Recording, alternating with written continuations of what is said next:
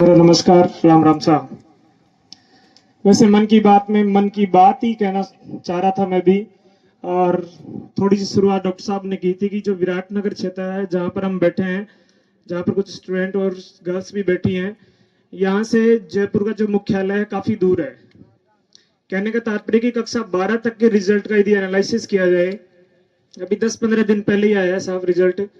सर्व समाज का रिजल्ट बहुत अच्छा है, लेकिन जो रिजल्ट इस समाज के बच्चों और बच्चियों ने दिखाया है वो अन्य से बहुत ही बेहतर है। आप लोग सभी ने देखा है।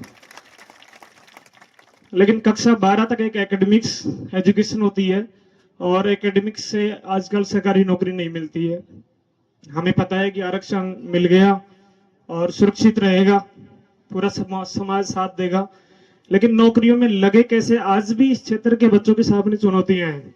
मैं पहले राजस्थान पुलिस में लगा था और जयपुर में रहता था, तो जयपुर में आसानी से तैयारी कर लिया और दूसरी नौकरी में भी चला गया। लेकिन यहाँ के बच्चे तैयारी कैसे करें? आरक्षण मिलेगा, आरक्षण का लाभ भी तो लें, पढ़ाई भी तो करें। तो मेरा एक छोटा सा निवेदन ये है कि सर्व समाज के माध्यम से, कोई एनजीओ के माध्यम से, कोई ट्रस्ट के माध्यम से यदि यहाँ पे कोई भी कंपटीशन इंस्टीट्यूट स्थापित कर दिया जाए तो इन बच्चों के लिए बहुत ही ज्यादा लाभदायक होगा। लेकिन बात वही है कि एक हाथ से ताली नहीं बजती है। यदि आप प्रैक्टिकली करें तो सभी एक हाथ ऊपर करें, और एक हाथ से ताली बजाएं तो नहीं बजेगी। लेकिन सभी एक बार मेरे निवेदन से दोनों हाथ ऊपर करें और ताली बजाएं, ताली बजेगी। इसका सीधा सा मैसेज ये है कि यहाँ जितने भी उपस्थित लोग हैं उनका भी योगदान होना चाहिए, उनका भी कर्तव्य होना चाहिए। क्योंकि कर्नल साहब ने 4 शिक्षाएं हमारे को दी हैं, उन शिक्षाओं को हमें आत्मसात भी करना है, जीवन में उतारना भी है। पहला मैसेज उनका ये था कि अच्छा स्वास्थ्य है।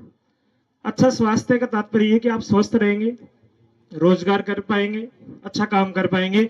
लेकिन नेतृत्व के द्वारा जब आह्वान किया जाए, यदि स्वस्थ रहेंगे, हष्ट पुष्ट रहेंगे, तो आंदोलन जैसी स्थितियों में आप आगे बढ़ सकते हैं। दूसरी बात, अच्छी शिक्षा। अच्छी शिक्षा हमारे समाज की नींव है। शिक्षा के बारे में कोटेशन के माध्यम से शुरुआत करना चाहूंगा कि शिक्षा शेरनी का दूध है, जो जितना पिएगा वो इतना ही ढाड़ेगा। शिक्षा शेरनी का दूध है, जो जितना पिएगा उतना ही ढाड़ेगा। इसका मतलब ये है कि अपने बच्चों पे सबसे ज्यादा फोकस शिक्षा पर ही करना है।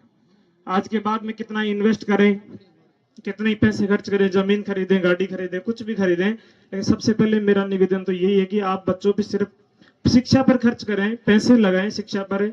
वो नौकरी लगेगा तो महीने के 50,000 लाख रुपए तो वो सैलरी लेकर के आएगा। इससे बड़ा इन्वेस्टमेंट क्या होगा? तीसरी बात उन्होंने यही बात भी कही थी कि पढ़ी लिखी माँ होनी चाहिए। माँ के अलग अलग रूप है, नारी के अलग अलग रूप है।